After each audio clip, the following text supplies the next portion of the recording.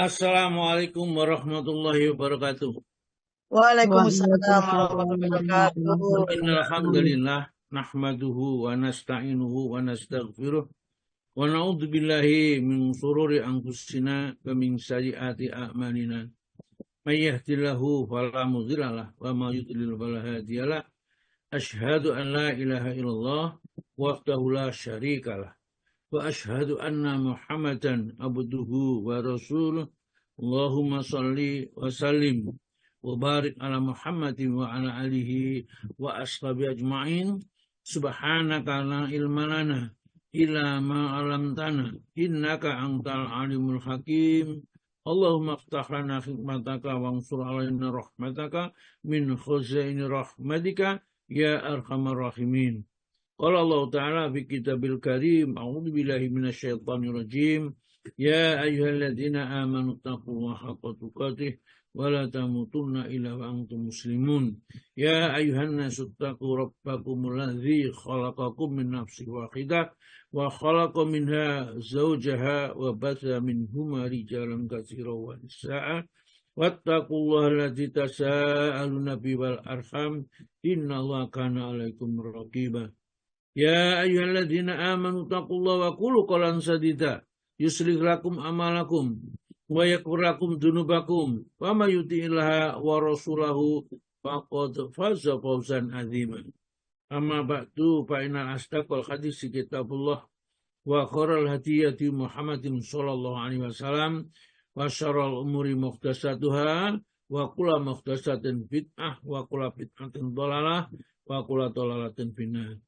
Bapak dan Ibu sekalian yang berbahagia, Alhamdulillah kita bisa bergabung dengan kajian online Asyifa, satu rahmat yang diberikan oleh Allah kepada kita.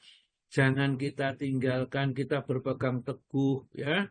Ini sudah ya Allah memilih kita dikumpulkan kepada orang-orang yang ingat kepada Allah, ya orang-orang yang insya Allah baik semua di antara kita ini. Calon-calon kekasih Allah yang dimasukkan ke dalam surganya mudah-mudahan ya. Kalau kita bisa berpegang teguh kepada syariat yang benar yang diajarkan oleh Nabi sesuai dengan yang diperintahkan oleh Allah, dicontohkan oleh Nabi, janji pasti ya bukan insya Allah, pasti akan masukkan ke dalam surganya. Karena innalladzina amanu wa amilus solihati ulaika ashabul jannah hum fiha khalidun. Yang beriman dan beramal soleh, mereka itulah penghuni neraka dan kekal di dalam janji Allah seperti itu. Dan orang itu sulit mempertahankan keimanannya kecuali kumpul dengan orang beriman. Kalau temannya orang beriman, kita akan bisa mempertahankan sholat berjamaahnya, taklimnya, baca Al-Qur'annya, dan semuanya akan bisa terjaga. Tetapi kalau kita sendirian, aduh, dolanan setan kita itu. Setan itu pengalamannya tidak hanya puluhan tahun, ratusan tahun ya untuk menghadap manusia sehingga celah-celah kita itu pasti tahu. Nah, Allah Ta'ala memberi kepada kita pedoman Al-Quran ya. Kemudian kita disuruh kumpul orang-orang baik, ya ayyuhalladzina amanu taqullaha wa kunu ma'as-shadiqin. Wahai orang yang beriman, bertakwa kepada Allah, naik kumpul orang-orang yang benar, yang sidik, yang jujur, yang akidahnya lurus. Jangan kumpul kepada orang-orang yang sesat. A'udzu billahi minasy syaithanir rajim. Bismillahirrahmanirrahim. Ya ayyuhalladzina amanu kutiba alaikumus siyamu kama kutiba alal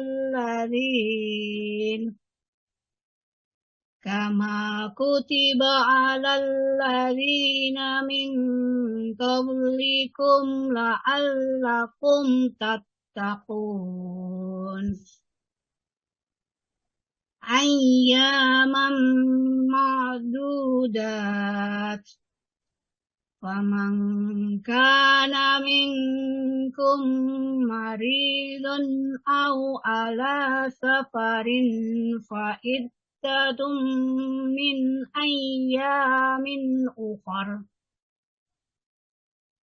Wa 'alal ladzina yutiqunahu fidyatun ta'amu miskin.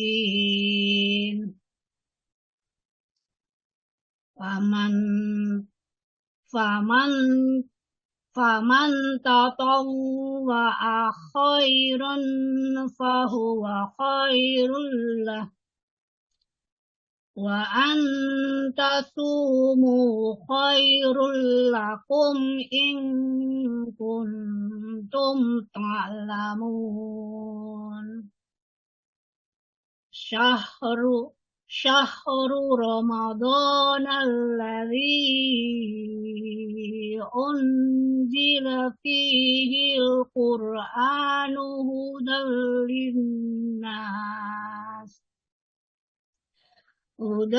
linnasi wa bayyinatin minal huda wal furqan. Faman syahida minkumush syahra falyasumhu wa man kana maridun aw ala safarin fa iddatum min ayyamin ukhra. Yuridullahu bikumul yusra wa la yuridu bikumul usra wa liyukmilul iddah walitukmilul iddata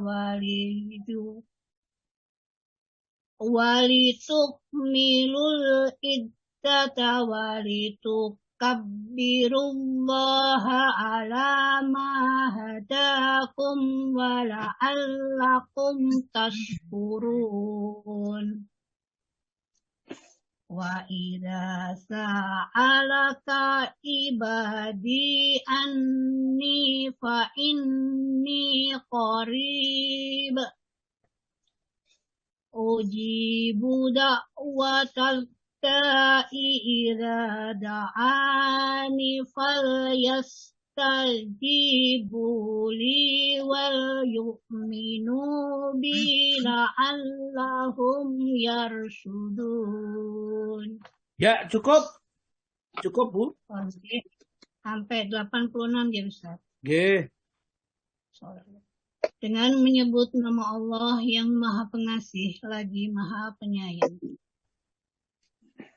Wahai orang-orang yang beriman, diwajibkan atas kamu berpuasa sebagaimana diwajibkan atas orang sebelum kamu agar kamu bertakwa, yaitu beberapa hari tertentu.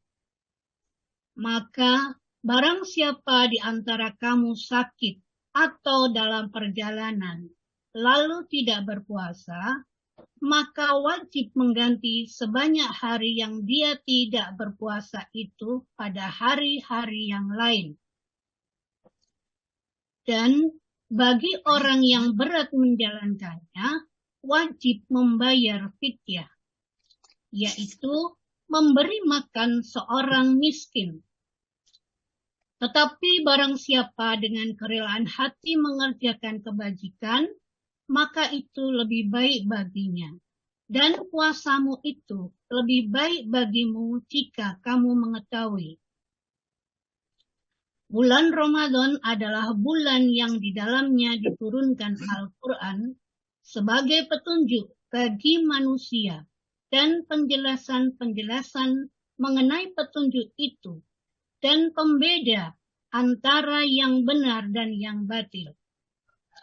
Karena itu, barang siapa di antara kamu ada di bulan itu, maka berpuasalah. Dan barang siapa sakit atau dalam perjalanan, dia tidak berpuasa, maka wajib menggantinya sebanyak hari yang ditinggalkannya itu pada hari-hari yang lain. Allah menghendaki kemudahan bagimu dan tidak menghendaki kesukaran bagimu. Hendaklah kamu mencukupkan bilangannya dan mengagungkan Allah atas petunjuknya yang diberikan kepadamu agar kamu bersyukur. Dan apabila hamba-hambaku bertanya kepadamu Muhammad tentang aku, maka sesungguhnya aku dekat. Aku kabulkan permohonan orang yang berdoa apabila dia berdoa kepadaku. Hendaklah mereka itu memenuhi perintahku dan beriman kepadaku agar mereka memperoleh kebenaran. Maha benar Allah dengan segala firman-Nya. Wassalamualaikum warahmatullahi wabarakatuh. Baiklah, jadi ayat-ayat yang menjelaskan itu adalah tentang Ramadan. Ya, hubungannya khusus satu-satunya ayat di dalam Al-Quran yang menerangkan tentang puasa dan hukum-hukumnya adalah di dalam surat Al-Baqarah mulai ayat 183 sampai 187 ya. Ini kemudian sempurnakan 188 mestinya. Tapi 187 itu hukumnya. Bagaimana kalau puasa itu ya kapan dia boleh mulai tidak boleh makan, tidak boleh minum, mulai kapan sampai kapan. Kemudian apa saja yang dilarang di dalam puasa. Selain itu, maka itu tidak diterangkan dalam Al-Quran. Itu mungkin ada keutamaan saja. Ya, misalnya kalau kita puasa ngobrol rasani orang, oh batal puasanya. Yang batal itu batal pahala puasa. Nanti kalau puasanya ya nggak batal. Jadi nanti kalau kita mokel misalnya setelah ngerasani wis batal, tambah dosanya tambah besar. Ya, jadi seperti itu. Nah, ya intinya saja saya sampaikan nanti pas Ramadan akan saya jelaskan secara komplit ya tentang hukum-hukumnya, siapa yang membayar fidyah, siapa yang harus mengqadha puasa, bagaimana cara mengqadha, kalau orang mati di dalam bulan Ramadan itu bagaimana, apakah puasa digantikan oleh orang lain atau anaknya saja yang boleh atau siapa, nanti diterangkan secara lengkap ya di dalam bulan Ramadan yang sebentar lagi kita akan masuk bulan Ramadan. Ini kita baca nih. Baik, kita masuk kepada bab yang ini Pak Istiqom ya. Ya, bab yang ke-18 tentang sifat sholat. Iya, Ustaz. Yang itu bab sampai dulu ingat sudah. saya sampai yang ke-7 itu atau ke-6 ya tentang betul. Ya. Baik, Ustaz. Jadi kita lanjutkan yang kita lanjutkan ya.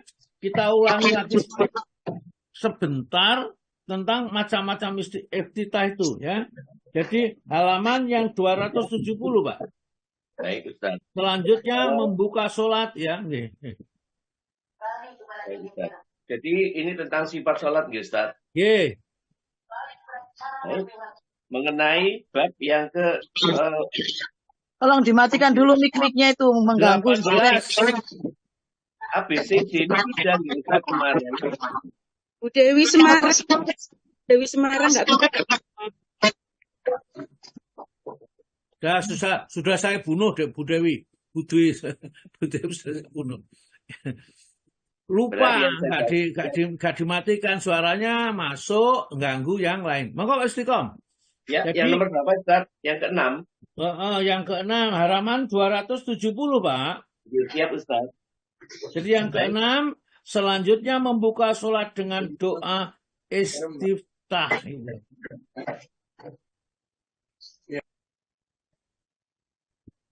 Monggo.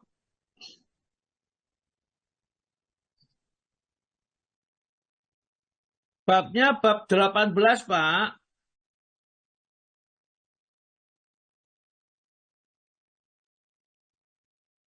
Sifat sholat.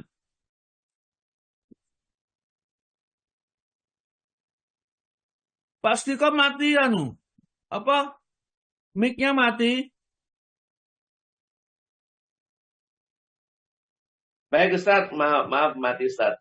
Iya. Loh kok kayaknya suaranya blas. Iya, baik, Ustaz, terlempar. Tampilkan aja gambarnya, nggak apa-apa Pak. Ya nanti biar kenal. Siap, Ustaz. Bentar, Ustaz. Saya bacakan dulu, Ustaz. Yang Nggih. keenam, selanjutnya membuka sholat dengan doa istiftah. Bacaan istiftah ini bermacam-macam. Boleh memilih salah satunya, dan tidak boleh menggabungkannya menjadi satu, tetapi boleh membuat variasi dalam setiap sholat. Di Ya. antaranya adalah sebagai berikut. A. Dari Abu Hurairah radhiyallahu anhu bercerita, setelah bertakbir dalam sholat, Rasulullah SAW berdiam sejenak sebelum membaca Al-Fatihah. Lalu kutanyakan, wahai Rasulullah, ayah dan ibuku menjadi tebusanmu. Apakah yang engkau baca pada saat engkau terdiam antara takbir dan bacaan Al-Fatihah? Beliau menjawab, aku membaca Allahumma ba'id baini dan seterusnya, yang artinya, ya Allah, jauhkanlah antara diriku dan kesalahanku, sebagaimana engkau telah menjauhkan antara barat dan timur. Ya Allah, bersihkanlah diriku dari berbagai kesalahan sebagaimana kain putih dibersihkan dari kotoran. Ya Allah, cucilah kesalahan-kesalahanku dengan es, air, dan embun. Ya, jadi pembahasannya adalah sifat sholat yang sesuai dengan apa yang diajarkan oleh Rasulullah. Setelah wudhunya benar, menghadap kiblat, memasang sutroh, ya, bertakbir, meletakkan tangan di dada, ya. Sebelum membaca suratul Fatihah, Rasulullah diam sejenak, tidak membaca apa-apa, kok agak lama. Ini yang Abu Hurairah itu juga apa yang dibaca tadi saat diam. Maka Rasulullah menjelaskan, itulah doa pertama yang dipanjatkan kepada Allah tatkala kita melaksanakan sholat. Karena di dalam sholat itu penuh takbir, tahmid, tahlil, doa, ya, dan dalamnya. Maka doanya adalah membaca sebelum suratul Fatihah, Allahumma ba'id baini, ya Allah, jauhkanlah di antara aku wa bainal khotayaya, dan di antara kesalahan-kesalahanku. Jadi jangan sampai aku terjerumus kepada kesalahan, gitulah ringkasnya, ya. Kama ba'atna, sebagaimana engkau menjauhkan bainal masriki wal maghrib, di antara timur dan barat. Jadi sama sekali tidak akan bisa bertemu antara kesalahan dia, ya, dengan kesalahannya itu dijauhkan. Jadi kesalahannya. Kemudian Allahumma ya Allah, nakini minal khotoya, bersihkan dari kesalahan, ya, kama yunaqas saubul abyadu minadanas, sebagaimana membersihkan kain yang putih dari kotoran. Jadi kalau kain yang putih, kenapa yang putih? Karena putih itu kotorannya sedikit saja kelihatan. Orang mukmin itu digambarkan dengan orang yang putih, ya, bersih, mestinya tidak banyak melakukan dosa. Oleh karena itu pada saat pertama kali takbir, setelah takbir minta kepada Allah supaya dijauhkan dari dosa-dosa dan kesalahan itu, dan cuci bersih, ya, sebagaimana mencucinya seorang itu kalau mempunyai kain yang putih, baju atau yang lain yang putih, minadanas, dari kotoran, ya. Allahumma ksilni, Allah, ya Allah, bersihkan, cucilah kami, ya. Allahumma ksilni, ya Allah, bersihkanlah khotaya, ya, kesalahanku, bilma'i, dengan air, wasalji, dan salju, wal barad, dan embun. Ini juga menunjukkan satu hukum sendiri, bahwa kita boleh bersuci, karena yang suci itu yang pertama di sini salju, air, yang kedua itu salju, yang ketiga itu embun. Jadi kalau kita bersuci, wudhu itu boleh dengan air, boleh dengan salju, atau air es yang berada di tempat orang-orang yang ada hujan saljunya itu boleh, ya, meskipun tidak merupakan cairan seperti air itu. Dan embun pun juga boleh digunakan untuk bersuci, ya, bersuci. Ini itu seperti itu. Ini salah satu bentuk iftitah sebelum membaca suratul Fatihah yang kedua, ya, yang B, Pak. Ya. Yang B saja. Jika mau, dia boleh membaca Subhanaka Allahumma wa bihamdika tabarakasmuka wa ta'ala jadduka wa la ilaha ghairuka. Ya. Artinya, Maha Suci, ya Allah. Maha Suci Engkau, ya Allah. Segala puji hanya bagimu. Maha suci namamu dan maha tinggi juga keagunganmu, dan tidak ada ilah selain dirimu. Ya, ini yang kedua. Boleh subhanakallahumma wa bihamdika tabarakasmuka wa ta'ala jadduka wa la ilaha ghairuka ya wa la ilaha ghairuka ya, boleh itu. Kita ambil yang gampang saja, atau juga ada doa yang panjang, yang C itu Pak ya. Wajahtu wajhiya lillati fatara samawati wal arda hanifa muslima wa ana minal musyrikin ya. Inna sholati wa nusuki wa mahyaya wa mamati lillahi rabbil alamin la syarika lahu wa bidzalika umirtu wa ana awal muslimin. Boleh. Nah ini tapi sebenarnya doa iftitah ini masih panjang. Biasanya dipotong sampai di sini. Enggak boleh digabungkan dengan ini wajahtu wajhiyat atau kabira walhamdulillah katsira subhanallahi bukrata wasilah. Ini wajah tu wajah ya, enggak ya. Kalau pakai wajah tu wajah ya sudah itu saja. Kalau pakai kabira walhamdulillah katsira subhanallahi bukrata wasilah cukup di situ saja. Nah, ini ada doa iftitah yang kita baca khusus kalau sholat malam. Karena Nabi kita di dalam hadis Abdurrahman bin Auf dari Siti Aisyah itu tatkala ditanyakan apa yang dibaca oleh Rasulullah di saat sholat malam, itu halaman 273 itu yang satu Pak ya, dari Abdurrahman bin Auf, monggo Pak. Dari Abdurrahman bin Auf, dia bercerita, aku pernah bertanya kepada Aisyah Ummul Mukmin dengan doa apa Nabi mengawali sholatnya jika bangun pada malam hari. Aisyah menjawab, jika beliau bangun pada malam hari, beliau membuka sholatnya dengan bacaan Allahumma Rabbi ja'alli. Ya, saya aja yang baca Pak. Sama-sama saya aja yang baca. Artinya, ya. Allahumma Rabba Allah. Jibrila. Ya. Ini bacaan khusus untuk sholat malam. Ya, kalau bisa dihafal. Ya. Kalau saya udah hafal karena dibaca kalau malam. Ya dibaca. Allahumma Rabba Jibrila, ya Allah Tuhannya Jibril. Wa Mikaila dan Tuhannya Mikail. Wa Israfila dan Tuhannya Israfil. Ya. Fatiras samawati wal ard, pencipta langit dan bumi. Alimal ghaibi wa syahadah, yang mengetahui yang gaib, yang nyata ya. Anta tahkumu, engkaulah yang memutuskan baina ibadika di antara hamba-hambamu bima kanu bihi yakhtalifun, dalam hal yang mereka perselisihkan. Jadi ya, kita minta kepada Allah. Kita teruskan itu ya. Ini Ustaz, doanya Allahumma Rabban Jabar Ro'ila gitu Ustaz. Allahumma Rabba Jibrila. Ya, tapi sini Jabro'ila. Ya, Jibrila Jibrila ya. Ya, Jabra itu Jabra ya. Betul Pak Di sini Jabro'il, jadi Jibrila ya. Mohon kepada Tuhannya Jibril. Dalam buku-buku itu di fikih sunnah itu sebenarnya juga ada di sini ya. Mungkin dalam perawi hadis itu kan banyak Pak ya, dan tidak mengubah makna. Allahumma Rabba Jibrila dan Allahumma Rabba Jibrila itu ya barangkali bahasa Arabnya saja mungkin tidak masalah. Wa Mikaila ya, dan Tuhannya Mikail, wa Israfila dan Tuhan Israfil, ada yang ditambah wa Muhammadin sallallahu alaihi wasallam dan Tuhannya Muhammad sallallahu alaihi wasallam. Tapi kita pakai ini aja, Allahumma Rabba Jibrila saja ya. Kalau mau pakai Jibrila juga mau saja, tidak apa-apa.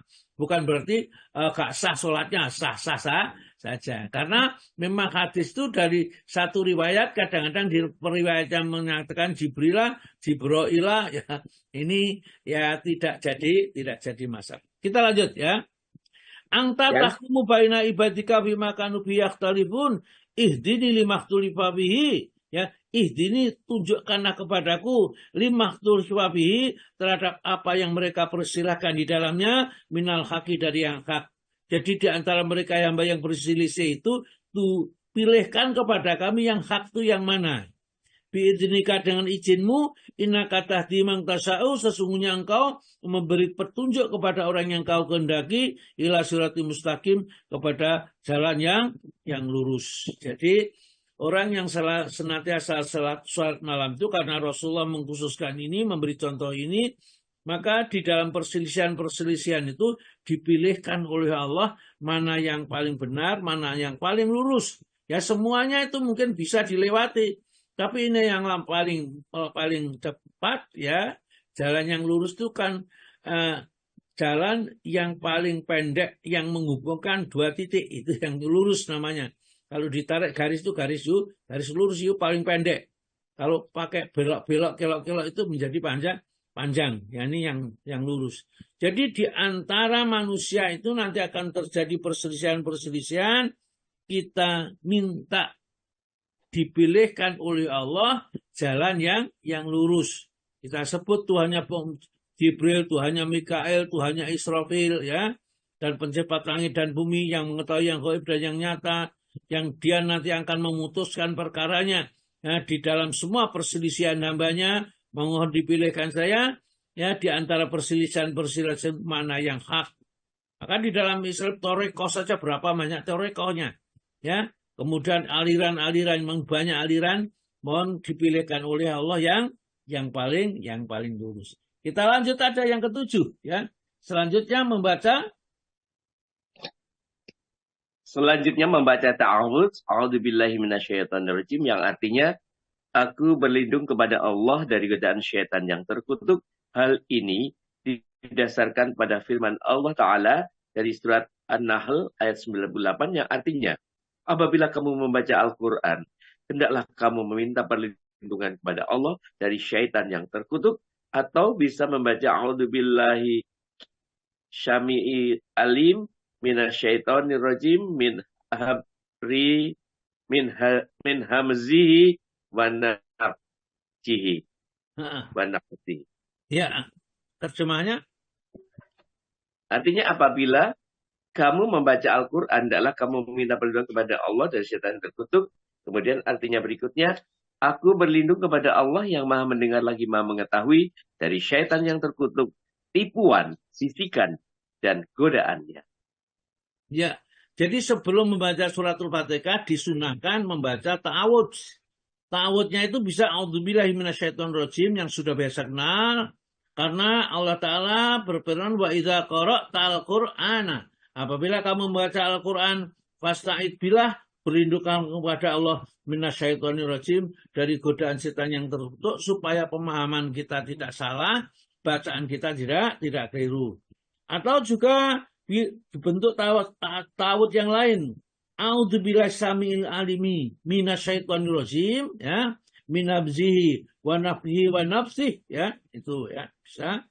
A'udzubillahi samiil alimi minasyaitonirrajim, tidak diwakafkan, ya. Ya, minamzihi wa nafthihi wa nafsih, ya.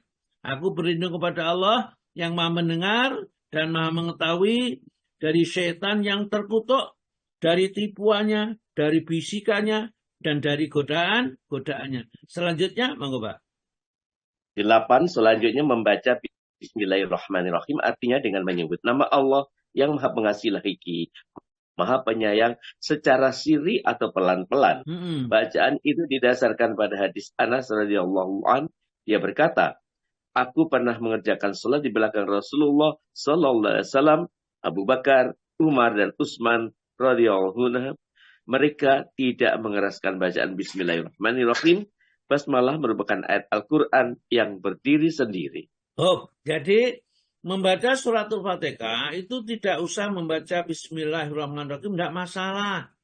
Ya, hanya saja kalau di Indonesia karena mazhab Syafi'i, biasanya Bismillahirrahmanirrahim dimasukkan dalam salah satu ayat di dalam Al-Quran. Maka kalau kita sholat itu membaca Bismillahirrahmanirrahim sebelum membaca suratul Fatihah. Tapi sebenarnya bacaan Bismillahirrahmanirrahim itu tidak termasuk ayatnya suratul Fatihah. Karena suratul Fatihah langsung dimulai dari Alhamdulillahirabbil alamin. Hanya saja untuk menghindari perselisihan itu, para ulama menganjurkan baca Bismillahirrahmanirrahim dengan sir. Jadi kita kalau nanti di Mekah atau di Madinah, kita tidak akan pernah mendengar orang kalau membaca Al-Quran atau membaca suratul Fatihah itu dengan baca Bismillahirrahmanirrahim. Dia langsung Alhamdulillahirabbil alamin. Nah, itu dan seterusnya. Jadi setelah membaca ta'awud a'udzubillahi minasyaitonirrajim atau a'udzubillahi samiil alim minasyaitonirrajim min nahwi wa nahwi wa nafsi, maka kemudian baca Alhamdulillahirabbil alamin sampai selesai. 9, benar Pak? 9? Ya, 9 membaca surat Al-Fatihah. Kemudian diartikan Ustaz. Baca Al-Fatihahnya aja, enggak usah diartikan, sudah bisa. Alhamdulillahirabbil alamin, arrahmanirrahim, maliki yaumiddin, iyyaka na'budu wa iyyaka nasta'in, ihdinas siratal mustaqim, siratal ladzina an'amta 'alaihim, ghairil maghdubi 'alaihim waladdallin. Ya, artinya ya, sudah, tidak usah artinya sudah. Ya, dan di sini sebaiknya membaca suratul Fatihah itu ayat per ayat. Jadi tidak disambung. Alhamdulillahirabbil alamin arrahmanirrahim maliki yaumiddin. Jangan seperti itu, tidak dianjurkan karena Rasulullah itu membaca suratul Fatihah itu ayat demi ayat atau ayat per ayat, ya tidak dijadikan satu. Sehingga kalau kita nanti di bulan Ramadan biasanya ada orang yang sholat tarawih kilat, ya 7 menit 23 rakaat, ya 70 menit 23 rakaat. Itu kita tidak bisa membayangkan bagaimana membacanya, ya. Kalau kita lihat di YouTube-nya itu Masya Allah, ya seperti itu, ya. Nah kan, dan itu dianggap sudah nggak apa-apa karena sudah terbiasa. Kalau kita membaca lebih lama malah merasa tidak sah sholatnya, karena itulah membacanya sangat keras. Sebaliknya kita membacanya dengan pelan, ya. Kemudian membaca surat Al-Fatihah, ya sudah, kita lanjutkan aja yang ke-10 Pak. Ininya belum Ustaz. Bacaan seperti itu didasarkan pada hadis Ubaidah bin As-Samit. Rasulullah SAW bersabda yang artinya tidak ada sholat bagi orang yang tidak membaca Al-Fatihah. Oh ya, jadi Al-Fatihah itu termasuk rukun. Karena rukun itu kalau kita nggak baca surat Al-Fatihah, baik lupa maupun sengaja, maka sholatnya tidak sah. Jadi umpamanya kita sholat malam karena ngantuk, langsung baca Qul huwallahu ahad, ya. Kemudian setelah salam, maka sholat itu tidak sah. Karena tidak membaca suratul Fatihah. La sholata, tidak ada sholat. Liman lam yaqra' bi Fatihatil kitab. Bagi orang yang tidak membaca Al-Fatihah, tidak ada Fatihah kitab itu tidak sah. Terus Pak? Membaca Al-Fatihah merupakan suatu kewajiban bagi setiap orang yang mengerjakan sholat, termasuk di dalamnya makmum, baik dalam sholat jahriyah maupun syiriyah. Hal itu didasarkan pada riwayat hadis Ubadah radhiyallahu anhu terdahulu yang diriwayatkan secara marfu', yang artinya, mungkinkah kalian membaca di belakang imam kalian? Kami menjawab, benar. Dengan cepat dan tergesa-gesa, wahai Rasulullah. Beliau melanjutkan, janganlah kalian melakukannya, kecuali Al-Fatihah, karena sesungguhnya tidak sah salah seorang yang tidak membaca Al-Fatihah.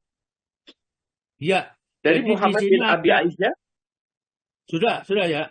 Ini ada yang menyimpulkan bahwa mereka baik sholat makmum itu mendengar atau tidak mendengar bacaan imam itu adalah kita wajib membaca.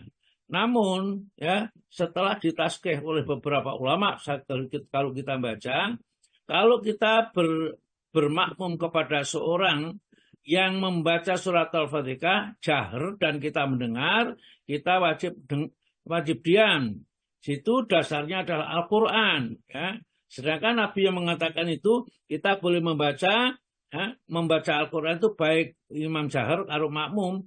Ini untuk imam sendiri yang membacanya, tetapi makmum yang mendengar bacaan imam, maka mereka cukup mendengarkan saja, tidak usah membaca suratul Fatihah. Jadi dia memperhatikan, karena di dalam Al-Quran Wa idza quriyal Qur'anu fastami'u lahu wa ansitu la'allakum turhamun. Apabila dibacakan Al-Qur'an, maka diam dan dengarkan supaya kamu dapat rahmat.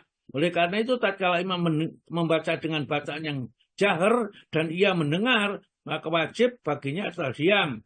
Sedangkan kalimat di dalam hadis yang tidak sah sholat kecuali dengan baca suratul Fatihah, itu satu, kalau ia jadi imam. Yang kedua, kalau dia sholat sendirian. Kalau yang ketiga, barangkali ini bisa jadi kalau kita sholat bermakmum, mereka tidak mendengar bacaannya imam, maka mereka wajib untuk membaca surat, membaca suratul Fatihah. Begitu, Pak. Oke, lanjut Ustaz. Oke, lanjut.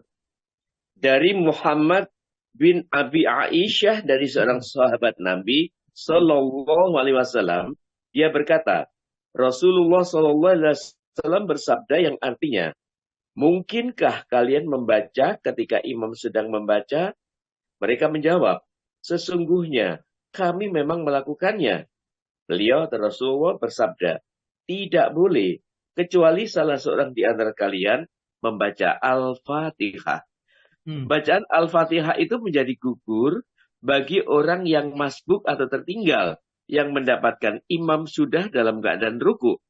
Hal itu didasarkan pada hadis Abu Bakrah, bahwasanya dia pernah sampai kepada Nabi Sallallahu Alaihi Wasallam sedang beliau tengah ruku. Dia pun ruku sebelum sampai di barisan, lalu hal itu diberitahukan kepada Nabi. Beliau pun bersabda, mudah-mudahan Allah menambahkan semangat untukmu, tapi janganlah engkau mengulanginya. Ya, lanjut. Jadi teruskan dulu, Pak. Nabi Shallallahu Alaihi Wasallam tidak menyuruh orang tersebut untuk mengganti rakaat yang tertinggal yang dia tidak sempat membaca Al-Fatihah padanya. Seandainya rakaat yang tertinggal itu tidak sah, pasti Rasulullah Shallallahu Alaihi Wasallam akan menyuruh orang tersebut untuk mengulanginya kembali. Bacaan Al-Fatihah itu gugur bagi makmum jika dia lupa atau tidak mengetahui. Ya, jadi semua ini adalah kesimpulan daripada ulama-ulama fikih. Jadi kalau mereka itu menemukan imam sedang rukuk, kemudian kita masuk, kemudian kita mengikuti rukuknya imam, maka kita sudah dianggap mendapatkan rakaat. Ya, meskipun kita belum membaca, jadi Allah Akbar rukuk, ya, kita sudah rukuk, rukuk, kemudian kita belum sempat membaca apa-apa, kemudian imam iktidal kita mengikuti, maka kita sudah mendapat rakaat itu. Jadi tidak ada kewajiban membaca suratul Fatihah, ya, bagi seorang yang berimam atau bermakmum kepada seorang imam. Terus, Pak. Yang ke-10. Setelah selesai membaca Al-Fatihah, hendaklah membaca amin. Dibaca jahar dalam salat jahriyah dan dibaca sir dalam salat sirriyah. Kata amin berarti ya Allah kabulkanlah. Hal itu didasarkan pada hadis Abu Hurairah radhiyallahu anhu yang berkata, jika selesai membaca Ummul Quran atau Al-Fatihah, Rasulullah SAW mengangkat suaranya secara membaca amin. Juga didasarkan pada hadis Abu Hurairah, Nabi SAW bersabda yang artinya, jika imam mengucapkan amin, ucapkanlah amin. Karena sesungguhnya barang siapa yang membaca aminnya bersamaan dengan bacaan amin malaikat, maka dosa-dosanya yang telah lalu akan diampuni. Ya, jadi membaca amin itu tidak ada wajib, itu termasuk sunnah. Karena di dalam Al-Quran kita juga tidak ada bacaan amin di dalam surat Al-Fatihah. Namun Nabi mengatakan, idza amanal imamu, apabila imam itu idza amanal imamu wa aminu, apabila imam itu sudah membaca amin, ya, maka bacalah amin. Fa innahu, karena sesungguhnya dia, man waqa'a ta'minuhu, barang siapa yang aminnya bertepatan ta'minul malaikat, aminnya para malaikat, ghufira lahu ma taqaddama min dzanbi, maka akan diampuni dosanya. Jadi pada sebenarnya imam itu sendiri kalau sudah mengucapkan ghairil maghdubi alaihim waladdallin, maka imam harus baca amin. Makmum bareng sama-sama imam membaca amin. Karena siapa yang aminnya bersamaan dengan aminnya malaikat diampuni dosanya. Sedangkan aminnya malaikat itu dibersamakan dengan aminnya imam. Maka yang jadi imam sebaiknya kalau membaca amin itu agak jahar sehingga makmum kita bisa mengikuti barengnya. Ya, amin. Atau imam berusaha membersamakan aminnya dengan aminnya makmum. Karena ini sangat bermanfaat sekali. Ya, akan diampuni dosanya. Ya, idza qala imamu ghairil maghdubi alaihim waladdallin, apabila imam mengatakan ghairil maghdubi alaihim waladdallin, faqulu maka ucapkan amin. Ya, sebagai makmum itu fa innahu man waqa'a, karena sesungguhnya siapa yang bertepatkan ya qaulal malaikatu, ucapan malaikat ya. Jadi aminnya malaikat maksudnya ghufira lahu ma taqaddama min dzambi, diampuni dosanya. Baik, saya kira cukup sampai di sini dulu untuk sholat ini. Kita lanjutkan nanti yang ke-11 ya, yang 11 Pak ya. Yang 11 diingatkan 11 ini dan nanti bisa kita tanya. Kita lanjutkan dulu sebentar tentang sholat malam di bulan Ramadan. Monggo Pak. Ada Pak Tono Ustadz mungkin. Oke, monggo Pak Tono. Monggo Pak Tono. Ya Ustaz. Ini kok kok suaranya bergema. Gimana? Ya, suaranya ya sudah Pak. Iya, gimana Ustaz? Monggo Pak. Sholat malam dalam bulan Ramadan. Iya Ustaz. Sholat malam pada bulan Ramadan. 1. Disyariatkannya. Mengerjakan sholat malam pada bulan Ramadan atau sholat tarawih itu hukumnya sunnah bagi laki-laki dan perempuan. Ini ada diterima dari apa aja di footnote-nya. Ali biasa menyuruh orang-orang supaya sholat pada malam bulan Ramadan. Bagi kaum laki-laki ditunjuk seorang imam, dan bagi wanita seorang. Sedang ditunjuknya sebagai imam wanita adalah aku sendiri. Ya, jadi Sayyidina Ali menjadi imam seorang wanita untuk sholat malam. Jadi sholat malam itu di dalam bulan Ramadan atau sholat tarawih itu hukumnya sunnah. Ya, tidak diperselisihkan lagi. Hampir semua ulama menyetujui bahwa sholat tarawih atau sholat malam di bulan Ramadan ini ada hukumnya sunnah. Terus Pak. Mengerjakannya sesudah sholat isya sebelum berwitir, tetapi boleh juga sesudah witir, hanya kurang utama. Waktunya terus berlangsung sampai akhir malam. Diriwayatkan oleh jamaah dari Abu Hurairah, katanya, Rasulullah SAW menganjurkan untuk mengerjakan sholat pada malam bulan Ramadan, tetapi tidak mewajibkannya. Beliau bersabda, barang siapa yang bangun pada malam bulan Ramadan karena iman dan mengharapkan keridhaan Allah, maka diampunilah dosa-dosanya yang telah lalu. Jadi sholat malam di bulan Ramadan itu dianjurkan dikerjakan setelah sholat isya, ya, setelah sholat isya termasuk witirnya. Kemarin ada yang tanya bersama saya ini, bagaimana kalau sholatnya itu dijamak karena dia musafir, ya? Apakah boleh, ya, setelah sholat maghrib, karena isya sama maghrib itu dijamak, dikerjakan sholat maghrib, berarti dia sudah sholat isya. Apakah boleh dijamak, dikerjakan di waktu setelah menjamak itu? Ya tidak boleh. Di sini maksudnya setelah sholat isya itu setelah waktu masuk isya. Itu baru kita boleh mengerjakan sholat malam di bulan Ramadan atau sholat malam seperti biasa atau sholat witir. Jadi tidak dikerjakan setelah sholat maghrib, ya, tatkala kita menjamak antara maghrib dan isya bagi seorang musafir. Jadi sholatnya malam tetap dikerjakan setelah sholat isya karena waktunya panjang sampai menjelang subuh sholat witir atau sholat malam itu. Dan di sini ada hadis yang menjelaskan, ya, dari Abu Hurairah, katanya ini, karena Rasulullah SAW Ya rahibu fi qiyamil lail. Sesungguhnya Rasulullah SAW mengerjakan sholat pada malam bulan Ramadan.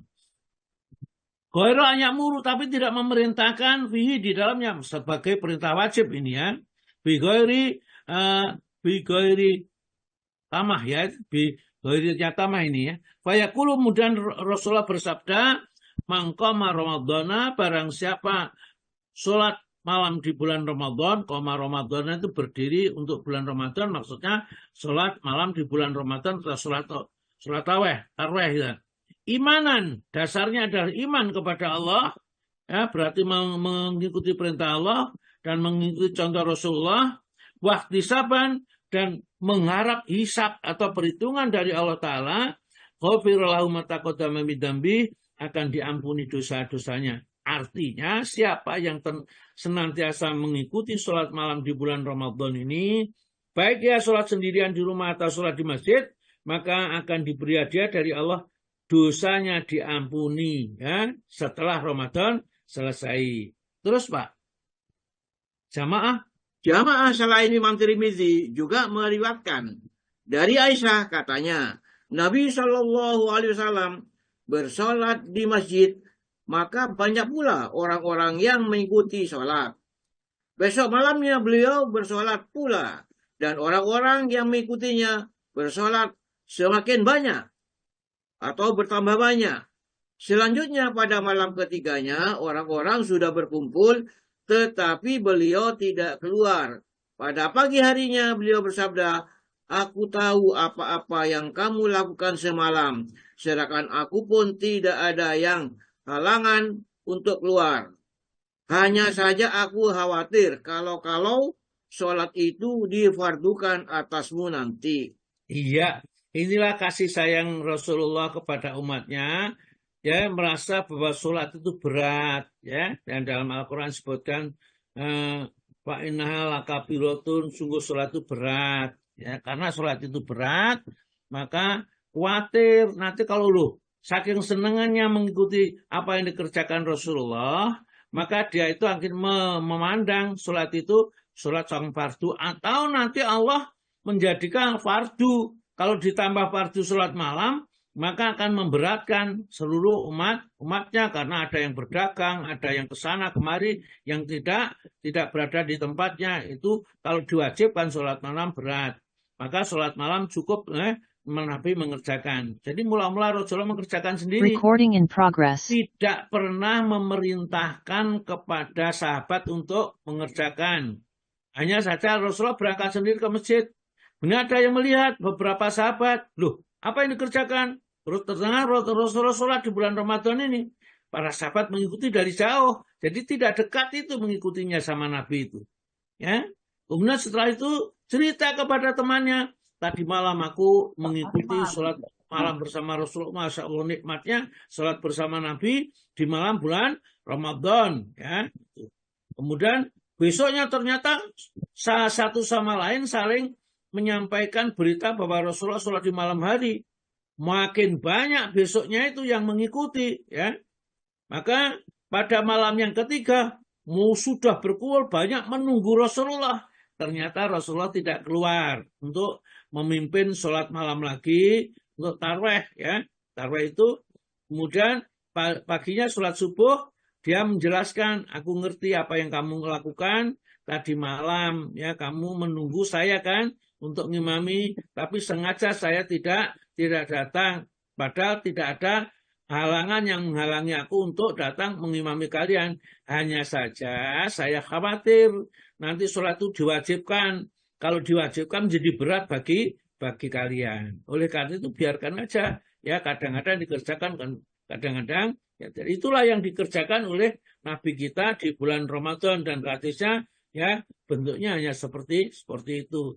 Hanya nanti di masa Khalifah Umar bin Khattab, ya, maka nanti orang-orang dikumpulkan di masjid, dijadikan satu, ditunjuk salah satu sahabat menjadi imam, ya, karena itu akhirnya mereka jadikanlah sholat itu seakan-akan wajib yang seperti sekarang, tapi hukumnya tetap sunnah karena Rasulullah sudah meninggal, tidak ada tambahan hukum hukumnya sudah selesai. Hari ini sudah disempurnakan ajaran agama ini.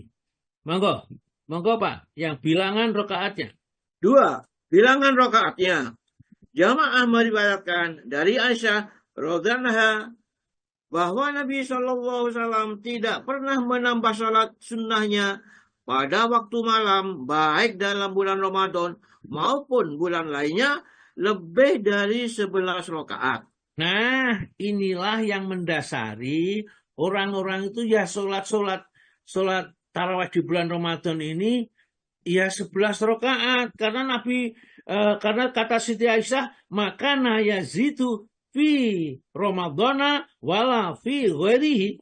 Dan Rasulullah tidak pernah menambah baik di bulan Ramadan, maka selain bulan Ramadan, ihda asyaratan, ya 11 rakaat. Ihda asyaratan rakaatan tadi tidak pernah menambah dari 11 rakaat. Karena Rasulullah itu tidak pernah menambah dari 11 rakaat, maka sholat itu hukumnya dihukumi jadi wajib hanya dikerjakan hanya 11 rakaat. Jadi tidak melebihi itu yang dikerjakan Rasulullah.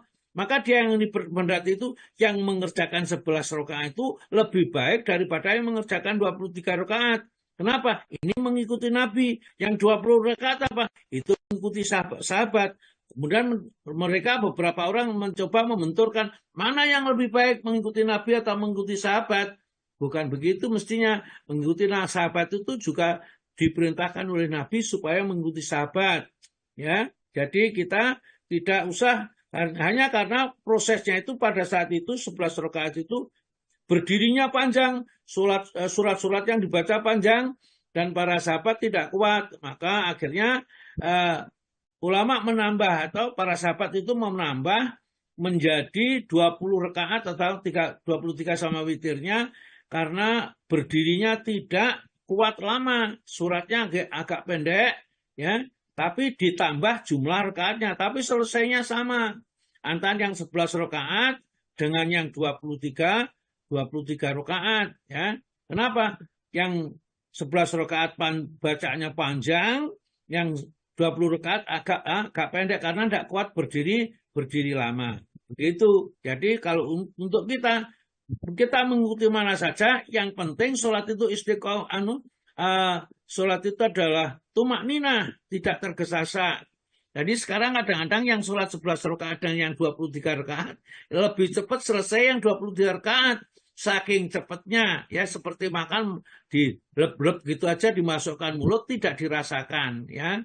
Itulah sebabnya maka sebaiknya kita ikuti aja yang mudah, jangan diperberat-berat itu. Kalau kita memang mampu dan bisa tidak masalah mengikuti 23. Kalau kita yang biasa-biasa saja itu ya 11 rakaat itu juga sudah cukup karena itu sudah akan diampuni dosanya. Terus masalahnya apakah kita nanti sholat malam itu akan ditutup dengan witir bersama imam atau tidak bersama imam. Nanti kita jelaskan dan boleh tanya kalau tidak mengerti. Maka diteruskan Ibnu Huzaimah, maka Pak. Ibnu Huzaimah dan Ibnu Hibban meriwayatkan dalam kedua kitab sahihnya dari Jabir bahwa Rasulullah SAW bersolat dengan orang banyak 8 rakaat kemudian berwitir. Pada malam berikutnya mereka menunggu-nunggu, tetapi beliau tidak muncul. Diriwayatkan pula dari Abu Ya'la dan Tabrani dengan sanad hasan dari Jabir, Ubay bin Ka'ab datang kepada Rasulullah SAW dan berkata, "Ya Rasulullah, semalam terjadi sesuatu denganku. Ini terjadi dalam bulan Ramadan." Beliau bertanya, "Kejadian apa itu wahai Ubay?" Maka ia menjawab, "Ada beberapa orang wanita di rumahku." Kata mereka, "Kami tidak dapat membaca Al-Quran.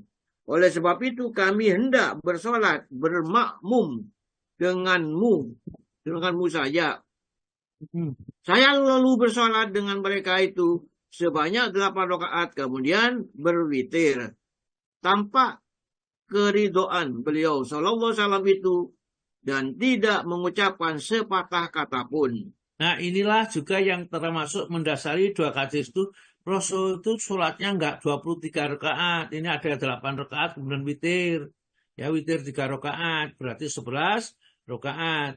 Ya, yang tadi yang pertama baik di bulan Ramadan maupun di luar bulan Ramadan 11 rakaat. Jadi sholatnya 11 rakaat. Ya, juga dari Ubay bin Ka'ab ini tatkala ngimami ibu-ibu, karena ibu-ibu tidak ada yang ngimami untuk sholat malam ini, dia sholat 8 rakaat, kemudian witir 3 rakaat. Dan Nabi pun meridhoi, terpampang di dalam wajahnya yang sangat puas mendengar penjelasan Ka'ab ini. Ya, ini menunjukkan bahwa sholat 11 rakaat itu yang disyariatkan di dalam sholat malam di bulan Ramadan. Terus Pak, demikian sunnah yang didapatkan dari Nabi SAW, dan selain ini tidak ada sama sekali. Tetapi suatu kenyataan pula bahwa pada masa Umar, Utsman, dan Ali, orang-orang mengerjakan sholat 20 rakaat dalam malam bulan Ramadan. Demikian ini adalah pendapat jumhur ulama ahli fikih dari golongan Hanafi, Hambali, dan Daud. Turmudi berkata bahwa sebagian ahli pendapat dengan apa yang diriwayatkan dari Umar, Ali, dan lain-lain sahabat Nabi SAW, yakni 20 rakaat itu. Ini adalah pendapat Thawri, Ibnu Mubarak, dan Syafi'i. Syafi'i juga berkata, saya mendapatkan orang-orang di Mekah bersolat 20 rakaat. terus Sebagian ulama lagi berpendapat bahwa yang disunahkan oleh Nabi SAW itu adalah 11 rakaat dengan serakaat witir. Sedangkan yang selebihnya adalah mustahab. ya, jadi mustahab itu diterima kebenarannya, tetapi tidak banyak dikerjakan oleh Nabi, ya, tidak dikerjakan oleh Nabi. Jadi yang sunnah ya tetap setelah 11 rakaat, tapi selebihnya itu disebut mustahab. Ya, mustahab itu ya boleh aja dikerjakan, ya, tetapi ingat bahwa Nabi tidak mengerjakan seperti itu, ya. Ini disetujui dengan para ulama yang memahami makna hadis-hadis atau perbuatan Nabi seperti itu. Di dalam fikih senantiasa terjadi beberapa perbedaan atau perselisihan pendapat antara yang melaksanakan 11 dan melaksanakan 23 atau 11 sama witirnya dan 23 sama witirnya ini. Namun bagi kita tidak usah kita berselisih. Kalau kita melihat hadisnya seperti itu, maka kita pilih saja yang mana yang lebih sesuai buat kita. Karena dengan sholat 11 rakaat itu kita sholat, itu sudah diampuni dosa-dosanya yang telah lampau.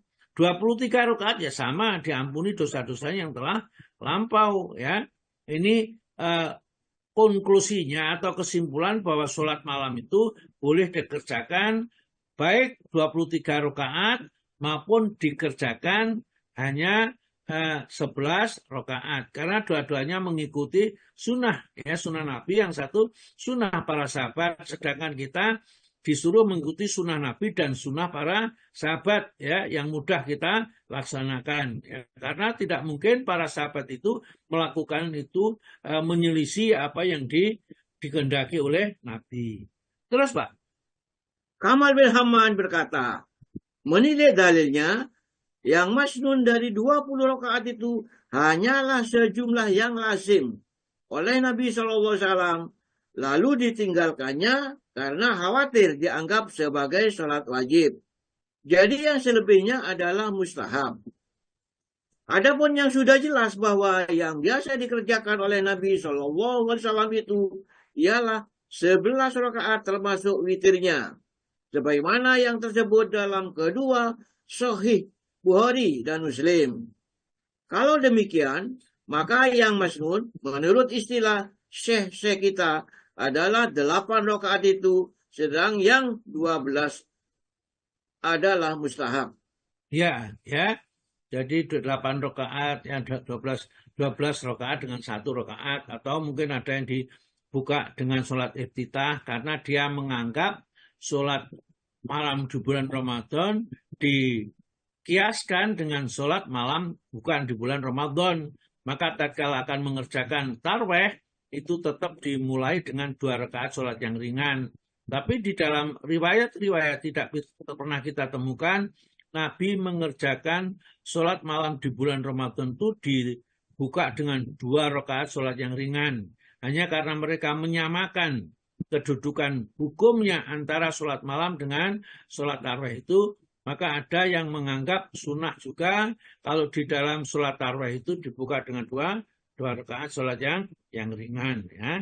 Ini, jadi begitulah yang masnun itu sesuai dengan nas, itu ya 8 rakaat. Dengan witirnya jadi 11 rakaat, witirnya 3 rakaat.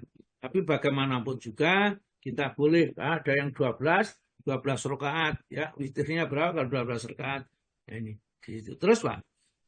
3. Berjamaah dalam salat malam di bulan Ramadan. Iya, ini penting. Salat ini boleh dikerjakan dengan berjamaah, sebagaimana juga boleh dengan sendiri-sendiri. Tetapi dengan berjamaah di dalam masjid adalah lebih utama menurut jumhur ulama.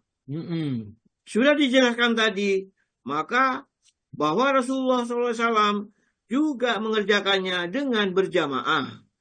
Hanya saja beliau tidak terus-menerus ke masjid karena khawatir kalau-kalau akan difardukan.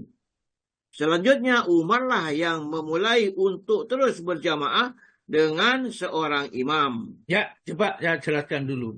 Jadi sholat malam itu di zaman Nabi itu tidaklah ya dikerjakan terus-menerus berjamaah. Yang kita temukan dalilnya adalah 2 malam, malam yang ketiga Rasulullah tidak sholat lagi. Sudah itu saja. Kemudian tidak ditemukan Nabi mengerjakan ya terus-menerus di bulan Ramadan ini. Hanya karena Nabi khawatir kalau itu dijadikan suatu kefarduan nanti akan memberatkan umatnya seperti dijelaskan pada penjelasan berikutnya ini. Ya.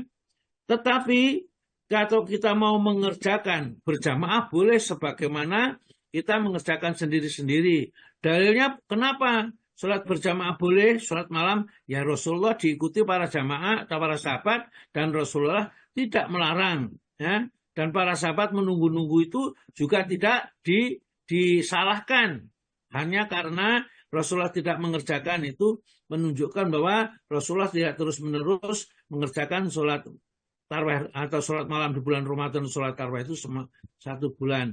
Namun meskipun demikian, karena para sahabat itu setelah Rasulullah meninggal, itu melanggengkan dan mengistiqomahkan, maka hal itu berarti ya disepakati oleh para sahabat sebagian besar untuk sholat malam di bulan Ramadan itu ya istiqomah 1 bulan penuh, dan sebaiknya dikerjakan secara berjamaah. Kenapa? Karena para sahabat berjamaah.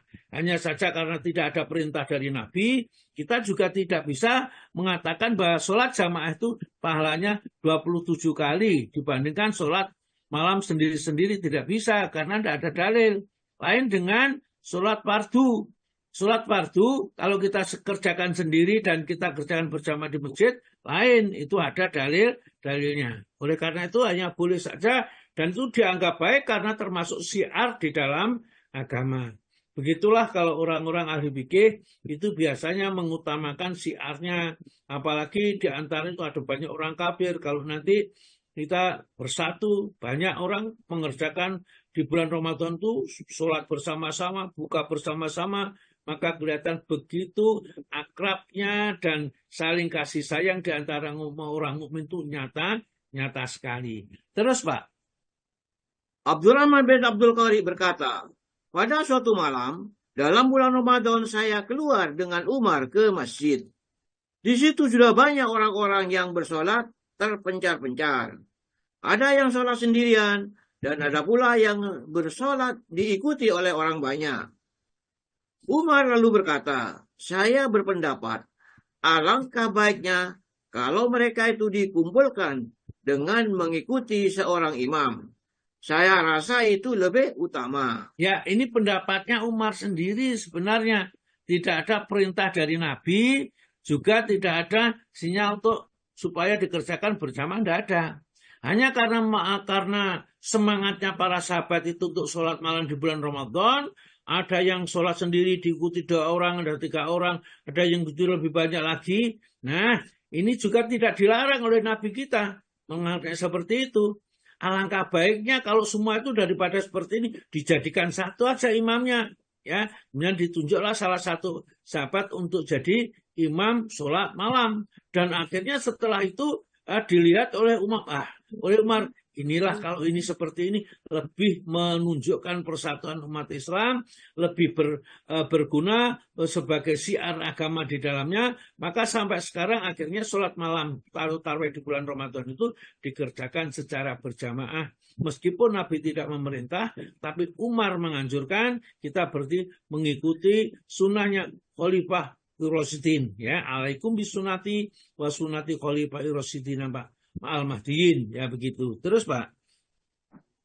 Lalu besok malamnya dikumpulkanlah mereka, dan sebagai imamnya ditunjuklah Ubay bin Ka'ab. Pada suatu malam yang lain lagi, saya keluar pula ke masjid dengan Umar. Sedangkan orang-orang yang banyak sedang bersolat mengikuti seorang imam saja. Di saat itu Umar berkata, alangkah baiknya bid'ah seperti ini. Tetapi orang-orang yang tidur untuk bersolat akhir malam nanti adalah lebih utama daripada orang-orang yang mengerjakan sekarang. Ya, ini orang-orang mengatakan, karena Umar mengatakan hadza nikmatul bid'ah. Inilah bid'ah yang baik. Loh, lihat aja. Umar saja mengatakan ada bid'ah yang baik, bid'ah hasanah. Masa kita akan mengingkari? Akan menyelisih Umar, sahabat Nabi yang terjaga daripada menyelisih Nabi, ya. Maka itu ada bid'ah hasanah. Padahal sebenarnya itu bukan bid'ah. Salat berjamaah di dalam masjid itu sudah dikerjakan. Nabi sudah mencontohkan. Nah, bid'ah yang dikatakan oleh Umar itu bid'ah dalam istilah, artinya meskipun Nabi tidak mengerjakan terus-menerus karena hanya khawatir diwajibkan, sekarang khawatirnya sudah tidak ada, maka dihidupkan oleh Umar mengatakan bid'ah yang dilarang itu sebenarnya bid'ah di dalam agama yang tidak ada dasar syariatnya sebelumnya. Sedangkan sholat tarawih berjamaah itu ada.